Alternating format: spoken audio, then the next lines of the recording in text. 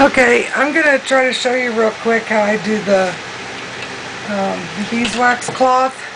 I've already done this section.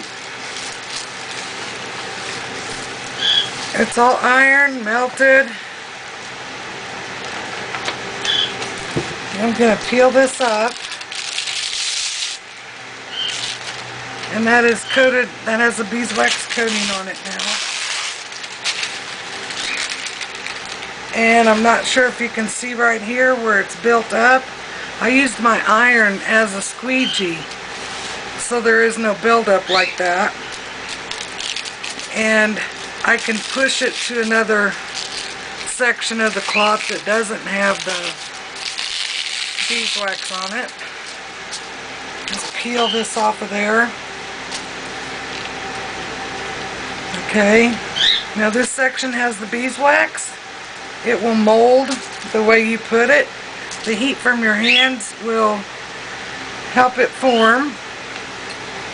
And then when you put it in the fridge or just let it go, it holds its shape. I love it. Okay, this section does not have the beeswax. Here's a little bit of buildup. I'm going to take some of my grated beeswax and just kind of sprinkle it along the edge.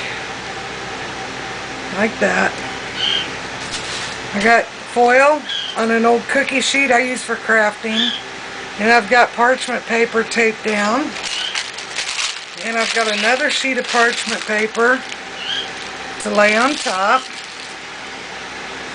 and I've got a little travel iron that I got at the thrift store for cheap that I use for crafting, so I don't use it on clothing or anything. If I have to iron my clothes, I don't need them.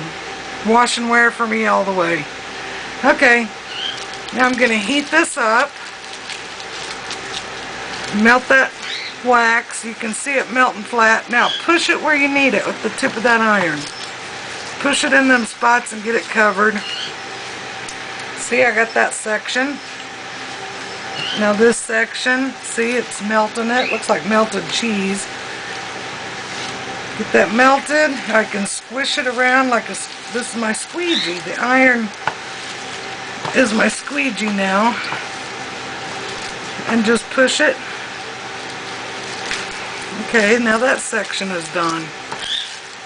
Now I'll squeegee all that extra wax off to the side because I can melt it and reuse it. And you don't even have to let it cool. Just peel that right off of there. Now that section is coated with beeswax.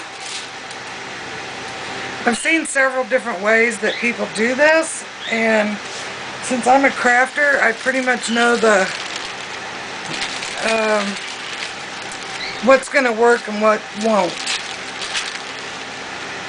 So you can see the dark section has the coating of wax, the light section doesn't, so you're going to sprinkle more beeswax.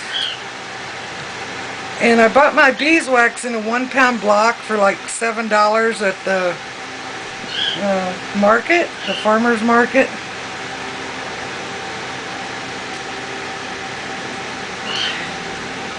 And I cut off a 1/4 pound of it so I could hold it while I could grate it. And it looks like it's going to make several of these beeswax cloth that you can use like saran wrap or aluminum foil. They last up to a year. You can make little snack pouches with them. Sew a little button on them and use some twine and wrap it around the buttons. Okay, see, I'm melting that and squishing it. Squeegee and squish and iron, and it doesn't really take long to make any. I'm going to be cutting all my fabric. I use a cutting wheel on my cutting mat, and I use the pinking wheel, so it cuts it like pinking shears would to keep the threads from unraveling. Gives it a nice edge. Makes it look good. Okay, you see there? Now it's built up right here. So I'm going to pull it off. Turn it to that side. Now you see all that built up. I'm not going to put any wax there yet because I might have enough just to squeegee it to the edge and not have to add any more wax. So we'll try that. Heat the wax up first. Give it a squeegee and it looks like it's going to be just fine. And it really is that easy. It saves you money. You can't wrap everything with this like meat, but to wrap a head of lettuce or your cheese, a bowl cover, you can wrap a loaf of bread. I want to save the landfills. I'm not a big fan of cling wrap because I fight with it. If you've got spots where it's built up a little, you can either take your iron and squeegee that off, or you can take a razor, just a razor blade, and scrape it off, or a paring knife or anything, and it'll scrape right off and smooth that out. But this will. Here's a block of beeswax right here. You can wrap this up. Here, fold the corners in. The heat from your hands molds it, and it sticks that easy. You know, I was a little skeptical. I'm like, God, do I want to waste my money and try this? Yeah, $7, it's worth it. And pretty much like wrapping a package, and it stays.